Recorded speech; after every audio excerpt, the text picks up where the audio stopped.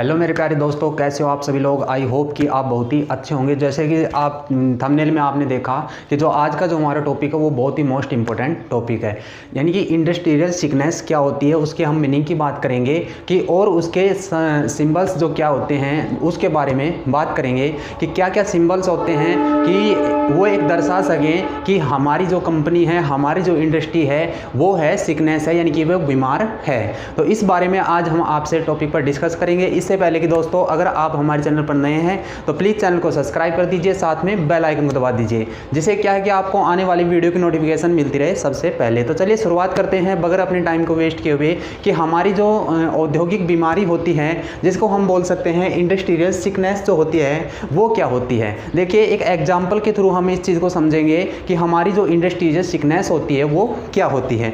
यानी कि industrial sickness का मतलब, सिक का मतलब क्या होता है, बीमार होना। जैसे कि हम एग्जाम्पल देखें कि जिस प्रकार से हम बीमार होते हैं तो हमारे अंदर कुछ ना कुछ लक्षण आ जाते हैं बीमारी के, तो उसी प्रकार से इंडस्ट्रीज भी क्या होती है, बीमार पड़ती है। उसके भी कुछ एक लक्षण होते हैं जो कि बीमारी के लक्षण माने जाते हैं, इंडस्ट्रियल सिकनेस मानी जाती है। यानी कि एक जो संस्था है, एक जो कंपनी है, वो एक ऐसी सिचुएशन के अकॉर्डिंग चली गई है कि वो बीमार की स्थिति में आ गई है। जिस तरह से मान लीजिए कोई व्यक्ति अगर बीमार होता है तो उसके कुछ एक लक्षण होते हैं। जैसे हम तो अब डॉक्टर हैं नहीं, तो हम आपको कैसे लक्षण बताएंगे, बट फिर भी जो कुछ एक जो लक्षण होते हैं कि बीमारी के जो कुछ लक्षण होते हैं वो क्या होते हैं कि हाथ पैर को दुखना हो जाता है। इस प्रकार से कुछ एक सिंबल्स होते हैं हमारे अंदर आ जाते हैं कि बीमार हैं, और उस टाइम पर क्या है, हम ठीक तरीके से हमारा वर्क नहीं कर सकते हैं। तो ये हमारी क्या होती है कि एक मनुष्य सिक चला गया, बीमार हो गया है। तो उसी प्रकार जिस प्रकार से मनुष्य एक बीमार होता है, एक व्यक्ति, एक पर्सन, एक इंडिविजुअल बीमार होता है, उसी प्रकार से कुछ एक लक्षण एक ऐसे होते हैं, कुछ एक सिंबल्स ऐसे होते हैं जिसमें कि इंडस्ट्रीज भी क्या होती हैं, बीमार होती हैं। उन लक्षणों के बारे में भी हम बात करेंगे। यानी कि सबसे पहले मेन बात यह है कि हमारे मीनिंग क्या होता है इंडस्ट्रियल सिकनेस का। इंडस्ट्रियल सिकनेस का मतलब ये होता है कि जो हमारी इंडस्ट्रीज है वो इस टाइम वर्किंग जो टाइम है, इस टाइम पर सही तरीके से काम नहीं कर पा रही, सही तरीके से रन नहीं हो पा रही। जिस प्रकार से उसको रन होना चाहिए, जिस प्रकार से उसको प्रॉफिट अर्न करना चाहिए, और जिस प्रकार से उसको जो हम उनके क्रेडिटर होते हैं उनको पेमेंट होनी चाहिए, उसी के अकॉर्डिंग वो पेमेंट बिल्कुल भी नहीं कर पा रहे हैं। ये तो हमारी क्या होती है, इंडस्ट्रियल सिकनेस होती है कि कंपनी, एक संस्था है, एक कंपनी है, वो एक ऐसी सिचुएशन में आ गई है कि वो कुछ अपने पेमेंट वगैरह जो हैं वो नहीं कर पा रही है। तो ये हमारी क्या होती है, इंडस्ट्रियल सिकनेस मानी जाती है। सेकंड वन हमारी यहाँ पर क्या बात है कि हमारी जो सेकंड वन बात है वो ये है कि main symbols of industrial sickness,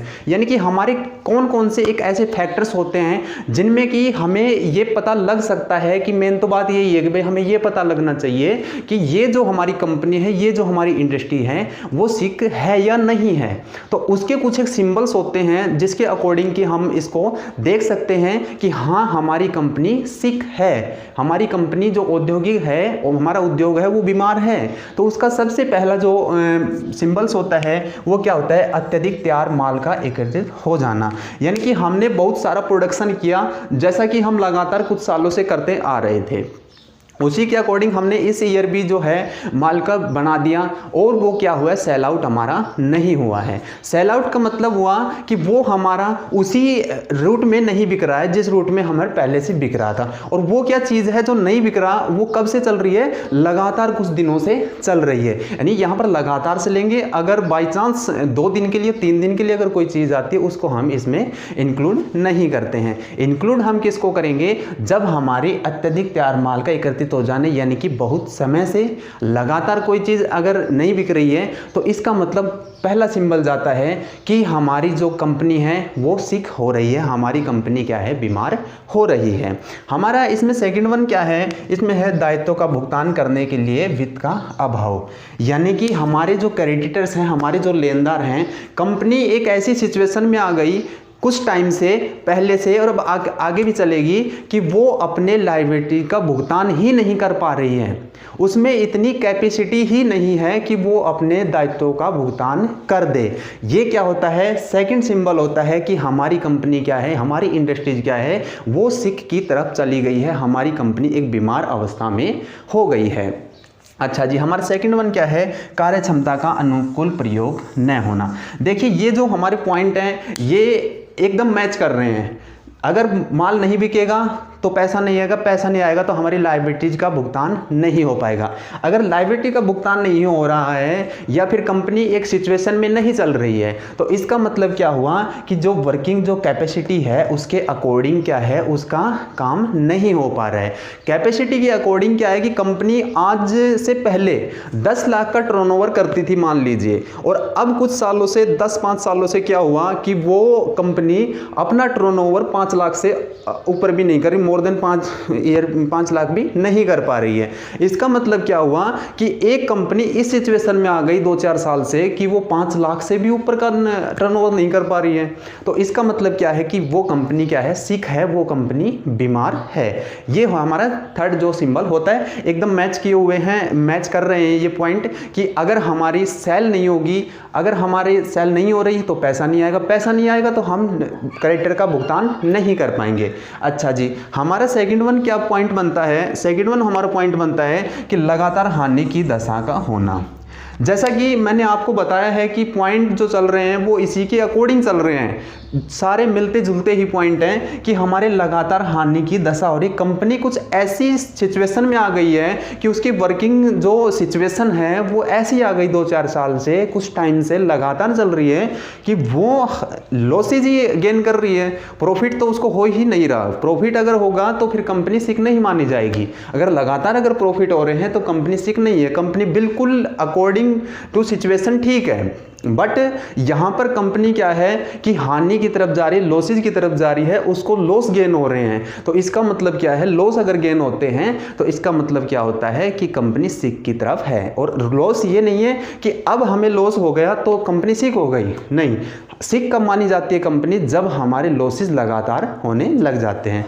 अच्छा जी, इसमें सेकंड वन और क्या है कि करंट एसेट का करंट लायबिलिटी से कम हो जाना। अच्छा जी, ये भी एक सिंबल्स माना जाता है कि हमारी कंपनी क्या है, सिक है, और हमारी कंपनी अकॉर्डिंग टू सिचुएशन ठीक नहीं है। इंडस्ट्री सिक कब मानी जाएगी, जब हमारी करंट एसेट किससे कम हो जाए, करंट लायबिलिटी से। यानी कि कंपनी के पास में, इंडस्ट्रीज के पास में एक ऐसी सिचुएशन आ चुकी है कि वो जो अपने 1 ईयर के जो करंट लायबिलिटी हैं, जो लगातार के जो खर्चे हैं, दिनचर्या के जो खर्चे हैं, दैनिक जो जीवन के जो खर्चे हैं, उनका वो क्या है, भुगतान नहीं कर पा रही है।